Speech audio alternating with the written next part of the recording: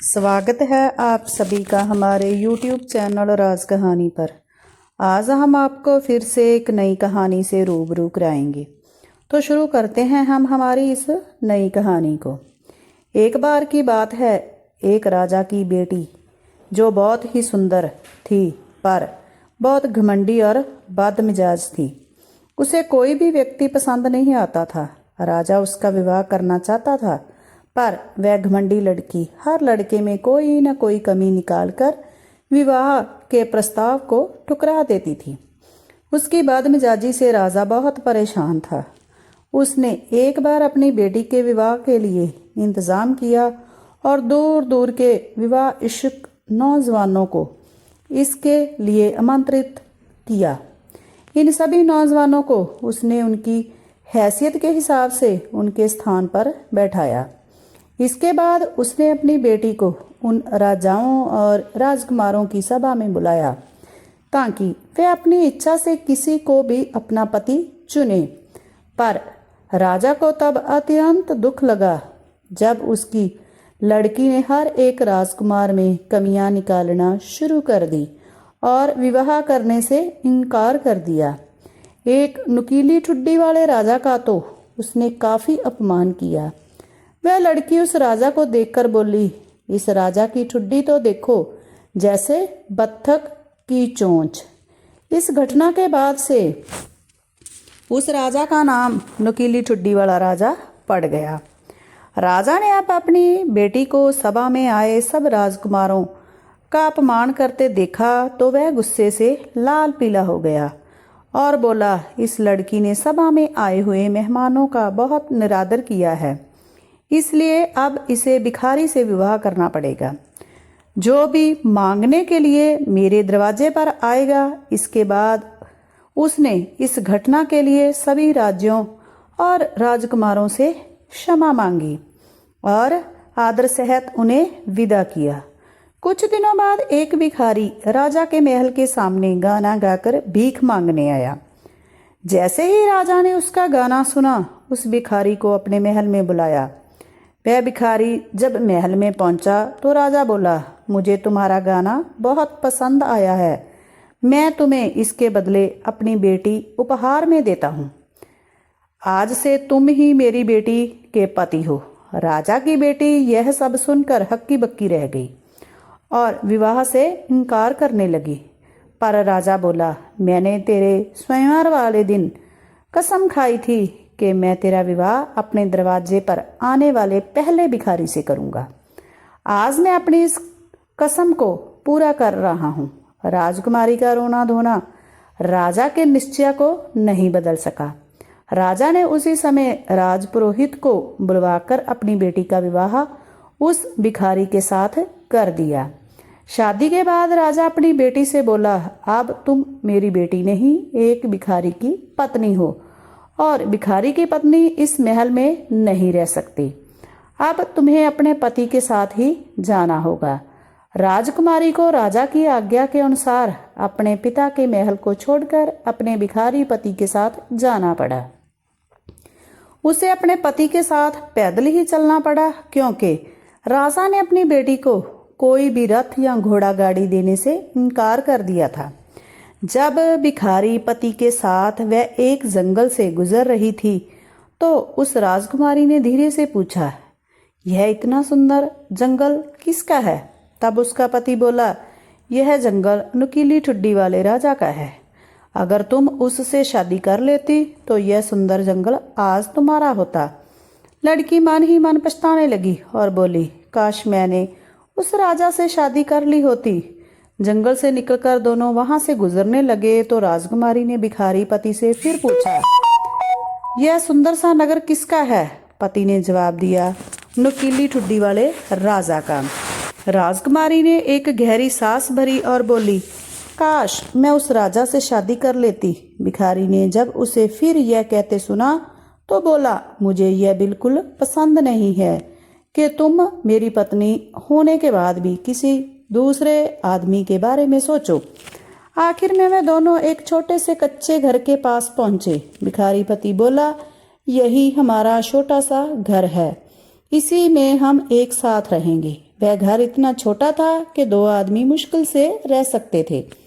उसके दरवाजे इतने छोटे थे कि उसमें झुक कर जाना पड़ता था। लड़की यह सब देखकर बहुत दुखी हो रही थी। उसने अपने भिखारी पति से पूछा, यहाँ के नौकर चाकर कहाँ है? भिखारी राजकुमारी का यह प्रश्न सुनकर बोला, कैसे नौकर चाकर? यहाँ तो सारा काम तुम्हें खुद ही करना पड़ेगा। अब तुम उठो और चूल्हा जलाकर कुछ भोजन का प्रबंध करो। मुझे बड़ी भूख लग रही है। राजा की लड़की को क्या पता चूल्हे चौके का। वह यह सब सुनकर रोने लगी, क्योंकि उसे तो कुछ काम करना नहीं आता था। अब उस भिखारी को ही दोनों के लिए खाने को कुछ पकाना पड़ा। राजकुमारी भिखारी का बनाया हुआ रूखा सूखा खाना खाकर गंदे और सख्त बिस्तर पर लेट गई। उस बिस्तर पर उसे नींद नहीं आ रही थी। वह रह रहकर अपने आप को कोस रही थी, क्योंकि इस सब के लिए उसका घमंड जिम्मेदार था। अगले दिन उसके पति ने उसे सुबह ही जगा दिया कि वह जंगल से कुछ लकड़ियां चुनकर लाए। राजकुमारी को लकड़ियां चुनने के लिए जंगल में जाना पड़ा। इसी तरह कुछ दिन बीत गए। घर में जो थोड़ा बहुत खाने का सामान था वह भी खत्म होने लगा। तब भिखारी पत्नी से बोला, देखो, ऐसे हाथ पर हाथ धरे बैठे रहने से काम नहीं चलेगा। हम दोनों को कुछ काम करना पड़ेगा। मैं भीख मांगना नहीं चाहता हूँ, क्योंकि एक राजकुमारी मेरी पत्नी है। अब हमें कुछ ऐसा करना पड़ेगा जिससे हम दोनों इज्जत की जिंदगी बता सकें। मैं जंगल से कुछ बांस इकट्ठा करके लाता हूँ, तुम उससे टोकरियाँ तैयार करना। इतना कहकर भिखारी जंगल से बांस इकट्ठे करने चला गया। वापस आकर उसने बांस को बारीक छीलकर टोकरी बुननी शुरू की और साथ में राजकुमारी को भी सिखाई। पर सख्त बांस से राजकुमारी के कोमल हाथों से खून निकलने लगा। राजकुमारी के जख्मी हाथों को देखकर भिखारी बोला, यह टोकरी बनाना तुम्हारे बस की बात नहीं। तुम रूही से सूत काता करो, मैं तुम्हारे लिए रूई और चरखा ला दूंगा। अगले दिन भिखारी अपनी पत्नी के लिए चरखा और कुछ रूई ले आया। जब राजकुमारी ने सूत काटना शुरू किया तो तकले से उसकी उंगलियों से खून निकलने शुरू हो गया। यह देखकर भिखारी बोला, देखो, तुम किसी भी काम के लायक नहीं हो। तुमसे शादी करके तो मैंने बहुत बड़ी मुसीबत मोल ले ली है। अब मुझे कोई और काम ढूंढना पड़ेगा जिसे तुम आसानी से कर सको और तुम्हारे हाथों से खून भी ना निकले। मिट्टी के बर्तन बनाने का काम ही तुम्हारे लिए सबसे ठीक रहेगा। मैं मिट्टी के बर्तन बनाऊंगा और तुम उन्हें बाजार में बेचकर आना। राजकुमारी ने सोचा कि अगर वह बाजार में बर्तन बेचने बैठेगी तो राज्य के लोग उसे पहचान लेंगे और सब लोग उस पर हंसेंगे। उसने यह बात अपने पति से कही, पर उसने उसकी एक ना सुनी और अपने बनाए हुए मिट्टी के कुछ बर्तन देकर बेचने के लिए उसे बाजार भेज दिया। भूखे मरने से अच्छा तो बेइज्जती सहन करना ठीक था। शुरू के कुछ दिन तो राजकुमारी के सारे बर्तन आसानी से बिक गए और सुंदर बर्तनों के मुंह मांगे दाम भी उसे मिल गए। पर एक दिन राजकुमारी अपने बर्तन लेकर बाजार के एक कोने में बैठ गई। एक दिन एक शराबी सैनिक उधर से निकला। उसका घोड़ा इस लड़की की दुकान से टकराया और सारा सामान टुकड़े टुकड़े हो गया। राजकुमारी घबरा गई और रोने लगी। वह बोली, अब मेरा क्या होगा? मेरे पति क्या कहेंगे? वह भागी हुई घर गई और पति को सब कुछ बताया। वह बोला, कौन सोच सकता था कि तुम इतनी बेवकूफ़ निकलेंगी कि मिट्टी के बर्तन बाजार के कोने में लेकर बैठोगी जहाँ से सब आते जाते हैं। पर अब मैं समझ गया हूँ कि तुम किसी काम के लायक नहीं हो। मैं पहले ही राजा के महल में गया था और वहाँ पता लगाया कि उनकी रसोई में नौकरानी की ज़रूरत है। उन्होंने तुम्हें रखने का वचन दिया है। वहाँ तुम्हें खाने के लिए भी खूब चीज़ें मिलेंगी। इस तरह राजकुमारी राजा की रसोई में नौकरानी बन गई। वह रसोइया की मदद करती थी। उसे गंदे से गंदा काम करना पड़ता था। आखिर में उसे बचा हुआ मांस दे दिया जाता था। उससे वह और उसका आदमी अपना काम चलाते थे। अभी उसे आए हुए बहुते दिन नहीं हुए थे, तभी उसने सुना कि राजा का सबसे बड़ा बेटा इस तरफ से शादी करने के लिए जाने वाला था। वह भी खिड़की से बाहर झांकने लगी। सब तैयारी थी। सभा की पूरी चमक धमक धूमधाम वहां से दिख रही थी। वह दुखी होकर अपनी बदकिस्मती के बारे में सोच रही थी।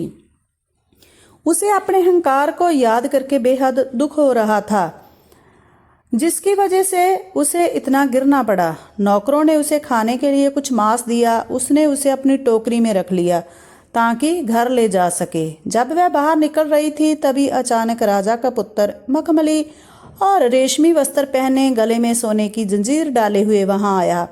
जब उसने उस खूबसूरत महिला को दरवाजे के पास खड़ा देखा तो उसने उसका हाथ पकड़ लिया और उसके साथ उसे नाच करने के लिए कहने लगा, लेकिन उसने इनकार कर दिया और डर गई क्योंकि उसने देखा कि वह नुकीली ठुड्डी वाला राजा था। उसने अपने आप को छुड़ाने की बहुत कोशिश की, परंतु वह उसे हाल में खींच कर ले गया। उसकी जेब में बांधी डोरी टूट गई और बर्तन फर्श पर गिर पड़े। सूप इधर उधर बिखर गया। लोगों ने यह देखा तो सभी हंस पड़े और उसका मजाक उड़ाया। वह शर्म से जमीन में गाड़ी जा रही थी। वह दरवाजे से बाहर कूद गई और भागना चाहती थी, लेकिन एक आदमी ने उसे सीढ़ियों पर पकड़ लिया और वापस ले आया। और जब उसने उसकी ओर देखा तो वह फिर से नुकीली ठुड्डी वाला राजा था। उसने दया से उससे कहा, डरो मत, मैं और उस झोंपड़ी में तुम्हारे साथ रहने वाला भिखारी एक ही हैं। तुम्हारे प्यार के लिए मैंने यह सब कुछ किया था और मैं ही वह शराबी सैनिक था जिसने तुम्हारे बर्तन तोड़े थे। यह सब तुम्हारी घमंडी आत्मा को नरम करने के लिए किया था और घमंड से तुमने मेरा अपमान किया था, उसके लिए तुम्हें दंड देने के लिए यह सब किया है। तब वह फूट फूट कर रोने लगी और कहने लगी, मैं गलत थी और आपकी पत्नी होने के योग्य नहीं हूँ।